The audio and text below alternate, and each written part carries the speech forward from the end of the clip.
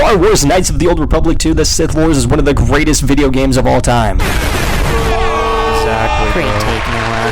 Thank you. Yo, I really appreciate that. Thank you. So today I'm going to unlock all 57 achievements while playing on the hardest difficulty. And on top of that, I'm going to try and make the most broken character possible without any cheats or exploits. To get all 57 achievements, we need to do 2 different playthroughs, 1 light side character and 1 dark side character. One of those characters has to be a male and one has to be a female because you get different companions depending on your gender and if you're on the light side or the dark side. There are some missable achievements, but they're pretty easy to get as long as you follow a guide. Overall, this should take around 30 hours or so to complete, and the game is an absolute banger, so I highly recommend you check it out if you haven't already. Okay, so my first playthrough, I decided to go with a dark side female Jedi Guardian. After creating our character, we have to play through the prologue as T3M4, possibly the greatest droid companion of all time. We're stuck on a damaged ship floating through space while our character is dying in the medbay. In order to complete the prologue, we have to heal our character, repair the ship, and then set a course for the nearest planet. Doing all this, we get our first achievement, and now we can skip the prologue on our next playthrough. Nice. After a quick cutscene and a telepathic message, we awaken in a seemingly deserted facility on the planet Peragus. Going into the nearest room, we meet a senile old hag named Kreia, aka the biggest yapper in the game. She's one of our companions and is easily my least favorite character, so I threaten her life as soon as she starts running those fucking gums of hers, and I get an achievement for that. Fucking whore. Also, pretty much the entire game we'll be talking shit to Kreia and disregarding everything she says, not only for the satisfaction, but for an achievement for reducing a companion's influence to 0 later down the line. Continuing through the facility, we run into Atton Rand next, also one of our companions. He's basically the Han Solo type character of our crew, except not nearly as iconic or charismatic.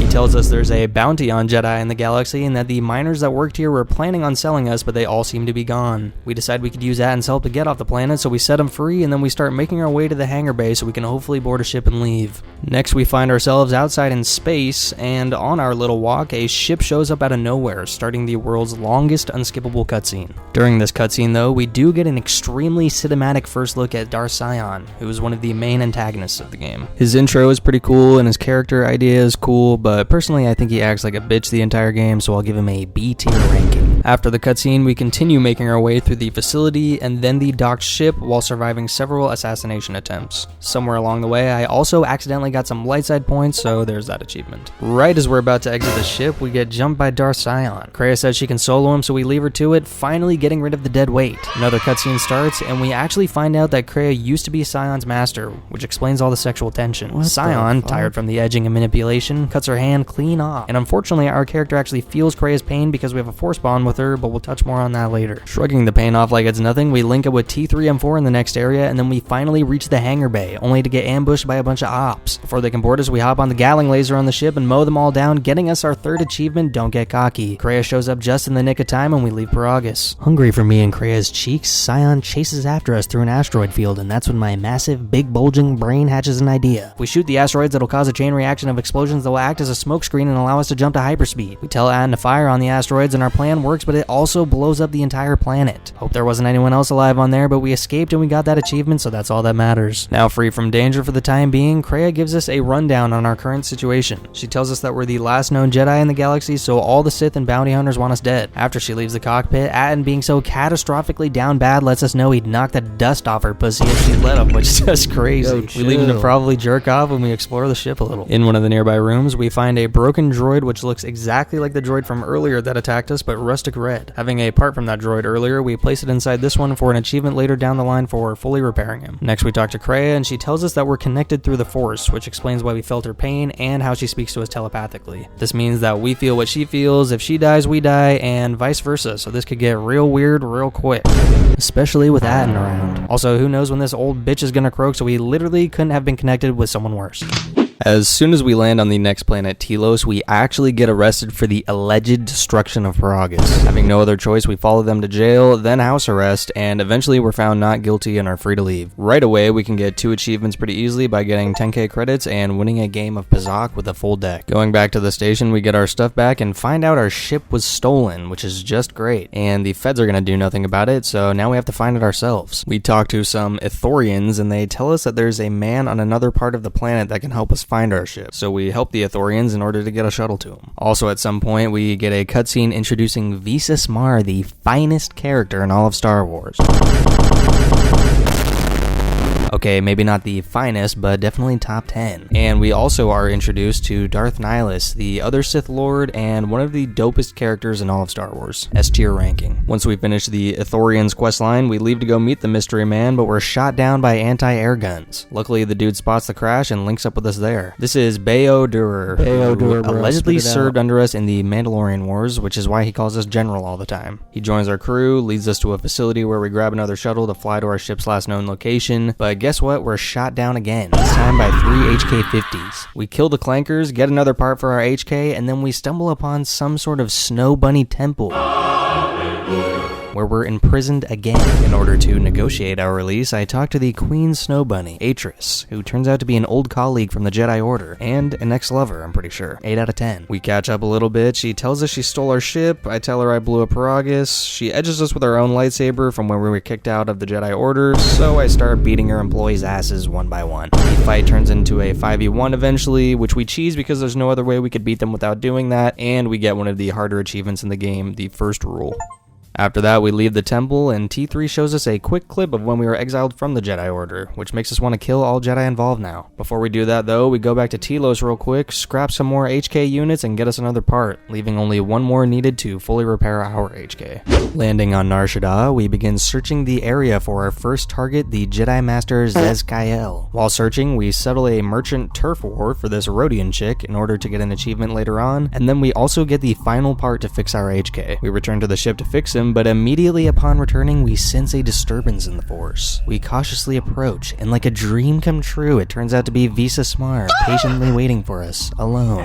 Unfortunately, she's here to kill us though, and she's got a lightsaber, so this fight is actually pretty difficult. Me being a god gamer though, I put her into submission first try, and she begs for mercy, saying she'll do anything for us to spare her. We take her to the med bay to patch her up, and now we have a thick, blind Sith baddie in our crew. Nice. That being sorted out, we slot the final part back into HK's body, completing his repairs and getting us that achievement. He boots up, and it turns out to be HK-47 if you didn't already recognize him from the first game. He's the OG assassin droid and one of the best characters in all of Star Wars in my opinion. Now we need to build a lightsaber. We've got all the parts needed except for one, and to get this part we're gonna need to get down and dirty.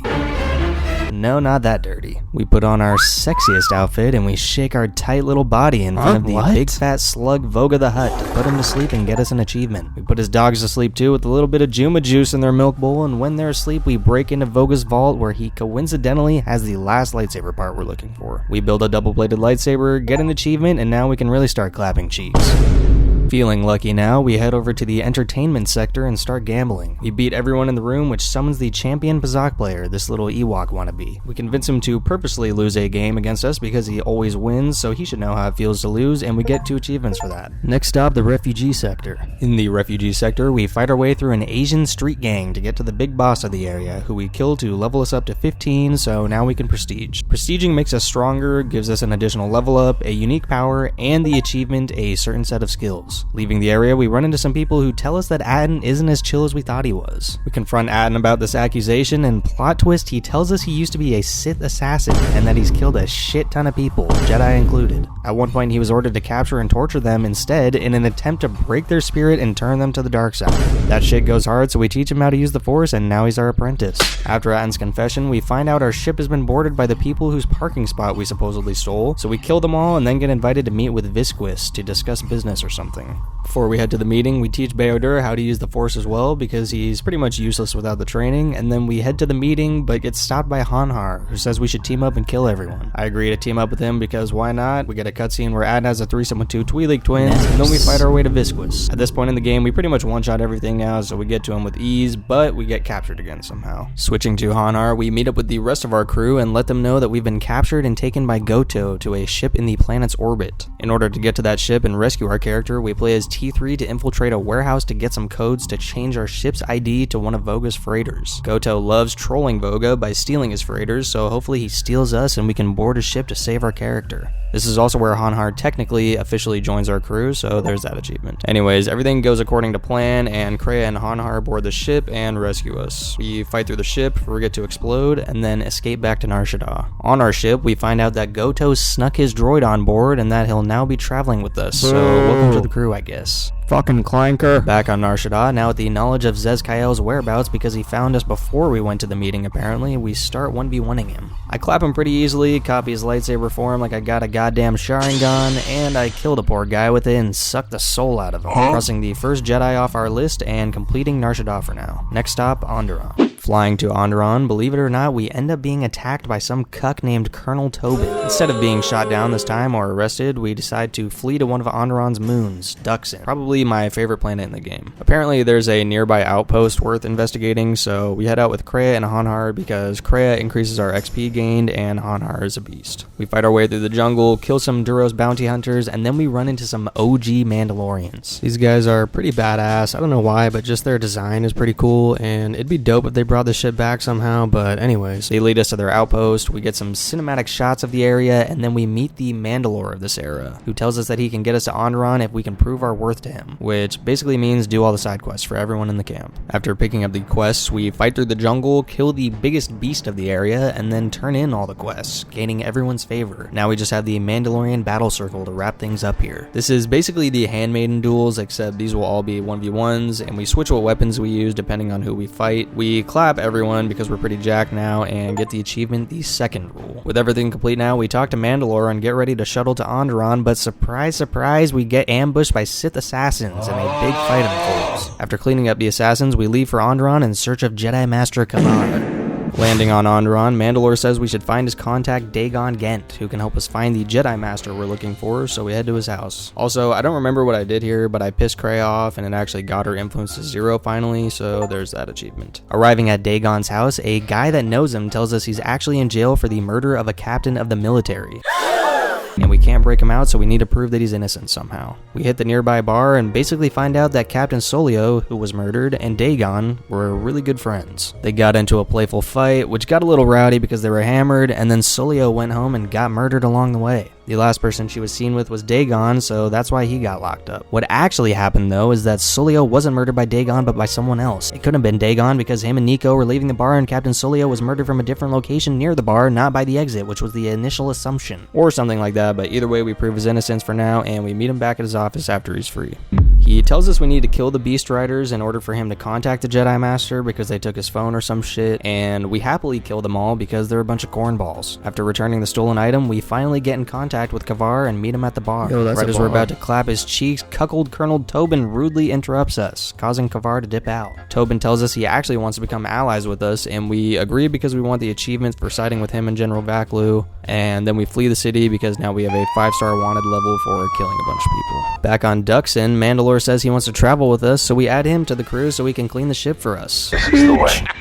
Next stop is Dantooine, a pretty chill planet, but definitely better in the first game. We're here to look for Master Vrook, who is the biggest in the game. He's the hard-ass, old-school type Master Jedi, and I think it's always worth it to kill him, regardless of light side or dark side, but maybe I'm just a hater. Anyways, leaving the Ebon Hawk, this Asian baddie greets us with a look of disgust, which is probably because of my features. Turns out everyone on Dantooine doesn't really fuck with Jedi anymore because they abandoned them after the big Sith attack from the first game. Since I don't have a holster or anything for my big ass lightsaber, pretty much everyone notices and knows I'm a Jedi. This guy freaks out and tries to run off to tell everyone, but I cut his old ass down, maxing out my dark side points and popping an achievement. Talking to the locals, we find out Vrook was last seen investigating the ruins of the Jedi Enclave, so we head there. We fight our way through until we run into some weird-ass looking nerd named Disciple, who's a historian and scientist working for the Republic. Boring! We're probably the first woman he's ever seen in real life this close, so he says he wants to follow us around, and we agree because it unlocks an achievement for us for getting all possible companions.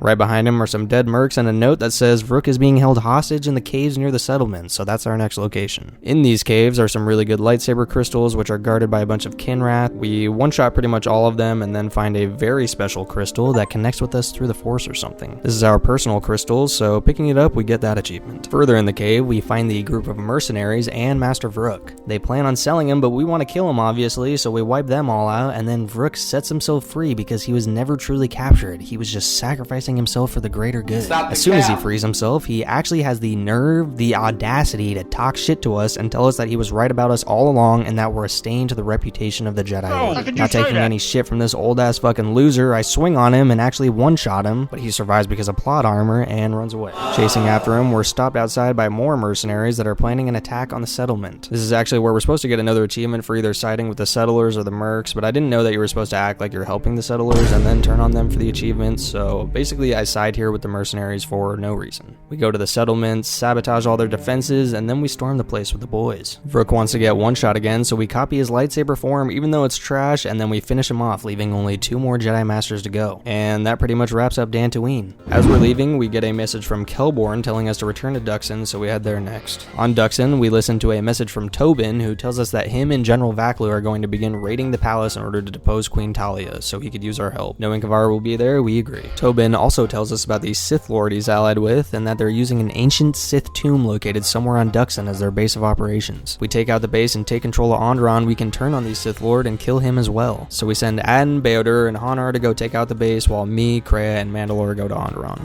Since we taught Atten and Beodur how to use the Force, and Hanar is just a beast, we get through this area pretty easily. We clear out the jungle and then the tomb after, where they were performing some sort of Sith ritual. After everyone's dead, we switch back to our character, where we crash land on Onderon, this time on purpose. We carve our way to the palace, pretty much unstoppable now, and when we reach the palace, we finally face Kavar, who is actually our master and probably the most respectable one on the Jedi Order. He asks us why we sided with Vaklu, and I keep it real with him. It's really only because I needed to get the achievement for siding with him. And then he asks us if we want to scrap, and I say of course, so I buff up real quick and absolutely smash his head in. Kavar barely gets back up and whips out his secret technique, Juyo style. And since I'm basically hacking, I copied the technique and one-shot him again. After he's down, I suck him dry, leaving him limp on the ground, and then Vaklu asks me to finish Talia off for him because he can't do it himself. Normally I would say no because I'm not into that sort of thing, but I figured I could use the experience. So I clap her cheeks while Vaklu watches, and we get the achievement for that. Now onto the final planet, Korriban, the home of the Sith. Since this is the last planet before beginning the endgame, we need to do some cleanup first. I talked to Voga about selling oil to Telos, get an achievement for that. I talked to Visas and learn how she can see through the Force, which unlocks an achievement. She also tells us Darth Nihilus actually destroyed an entire planet himself using just his aura, which is pretty cool if you ask me. Then I fully repair T3, getting an achievement for that. Talk to Goto and learn that he's a dirty fucking clanker that was built by the Republic to ensure its survival and prosperity, but along the way he went rogue. This gets us another achievement for finding out who he really is. After that, we talk to Hanhar, find out he killed his entire family and village so they wouldn't be enslaved by Zerka. Talking shit to him the whole time and calling him weak breaks his spirit, giving us another achievement and also increasing our stats, which is nice. And finally, the last guy we talked to is HK-47. Turns out he was built by Revan, who's basically the Darth Vader of the Old Republic era, which I guess makes HK the C-3PO of this era, except way cooler and less homosexual. Nothing wrong with that though. We learn HK has killed tons of Jedi with ease, putting all clankers in Star Wars to shame. He even tells us how he killed them, getting us an achievement, and then we also plug in this mod we got from Greta for siding with her and completing her quest line, which gives us another achievement. Also, at some point throughout the game, we got all these achievements for getting these skills to 30, so there's that. Now that the cleanup is done, we step foot onto Korriban and loot a nearby dead body, which gets us an achievement for that because why not? While exploring, we find a cave with dark energy coming from it. We investigate and find a hidden tomb, which is where all that dark energy was coming from. We go in alone and face a bunch of trials and visions like we're on drugs or something. When we reach the end of the tomb, we get a Revan cameo and we one-shot him because we're the GOAT. Killing him gets us to level 30, so there's that achievement right there. And after exiting the cave, we enter the nearby Sith Academy. Turns out Sion is waiting for us with a bunch of Sith assassins in here, so we get an achievement for getting trapped in the academy with them. We fight through the area pretty quickly and easily and find the Jedi Master we were looking for, who turns out to be dead already. With nothing left to do here, we run into Sion, who tells us that Kreia used to be his master. He also tries to tell us that she's just using us or some shit, which we don't really care about because we don't listen to her anyways, and then we one-shot him and his boys. Apparently he's immortal though, which Kreia tells us after we're already fighting him, so we dip out and get an achievement for successfully escaping the academy. That completes Korriban, so now it's time to go back to Dantooine to see if any Jedi will be there waiting for us.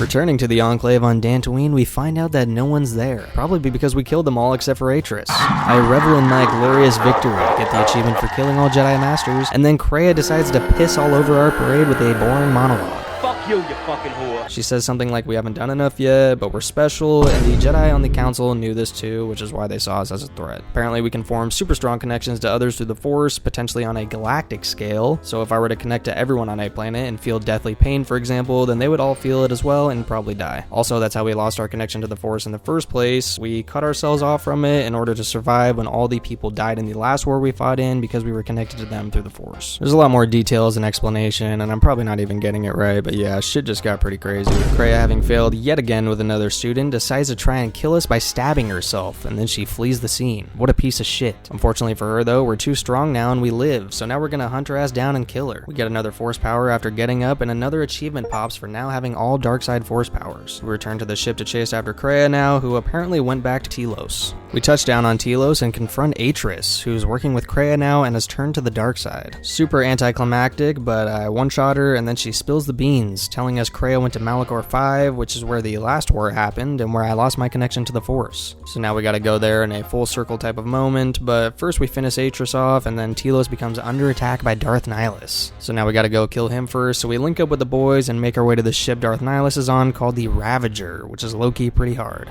On the Ravager, me, Mandalore, and Visas fight to the bridge where Darth Nihilus is, a very cinematic location. We try to one-shot him, but we don't even come close this time, even after buffing, which is good honestly, because this guy is like the GOAT of Star Wars villains, so it'd be pretty weird if we could just one-shot him like that. Eventually we do bring him down though, getting us an achievement, and then we tell Visas to bring us his mask, which gets us another achievement. Now that Nihilus is dead, our character replaces him at the menu screen, so I also get an achievement for that. Traveling to Malachor V, we crash land one final time just for the fun of it. In search of Kreia, I just go around one-shotting everything until I reach this crazy-looking academy. In the academy, I do the same thing, destroying everyone and being completely indestructible. Eventually, we reach Kreia's dog, Scion, who of course is gatekeeping us from killing her. Knowing we can't kill him though, we try to defeat him psychologically with our words, like in the OG COD days. We start popping off on him, calling him a Kreia's bitch boy, crusty as fuck.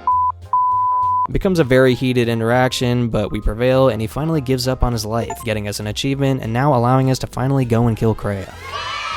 We fully buff our character and check her out one final time to see just how jacked we got her. Honestly, I could have gotten her more jacked, I could have gotten another level, a better belt, maybe planned out my stat distribution better, but whatever, there's the final product of my min-maxing, which I did not include in this video. Anyways, we finally approach Kreia. She tries to make it seem like this is our last test of hers or something, and that everything in the game basically has been carefully orchestrated by her. We try to one-shot her, but it takes 3, which isn't too bad, and then she spawns in 3 lightsabers out of her ass that she controls with the Force or something. The second phase, you should definitely go for the lightsabers first instead of her because they will clap your cheeks red if you don't, so I take them all down and then Kreia right after. She glazes us one final time like we're her beautiful creation, and then like the savage I am, I actually pick her up and toss her ass into the planet's core.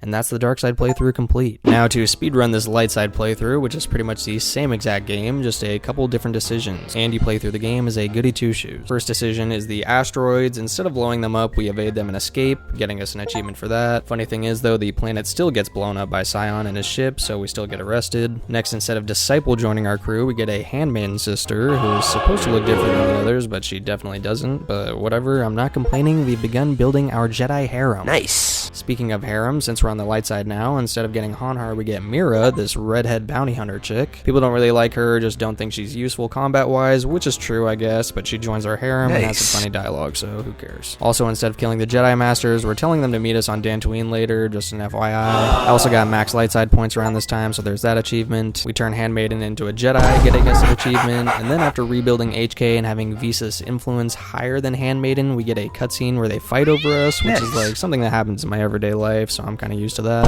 After the cutscene, we get the option to ask HA-47 what his definition of love is, getting us that achievement. On Dantooine, we side with the settlers instead of the mercs, and we also save scum and get the other achievement for baiting the settlers and siding with the mercs last minute, so there's that. Next, we side with Queen Talia instead of Vaklu, and then when everything is complete, we meet up on Dantooine with all the Jedi Masters there this time. They tell us they still don't fuck with us, and they think we're a threat still, even though we're basically a saint, and then they try to kill us, but Kreia intervenes and sucks them dry. When we wake up, we get our last light side power needed for that achievement, and then we just play through the endgame like normal and beat the game on the light side, getting us our 57th achievement. Nice! And that's all of Star Wars Knights of the Old Republic 2's achievements unlocked on the hardest difficulty. And I think I made a pretty powerful character, but like I said, she could have probably been a little bit stronger. If you made it this far, I hope you enjoyed the video, because this is the first time I've ever made a video like this, so I guess I don't really know what to expect, but subscribe if you liked it, or leave a comment if it sucked balls.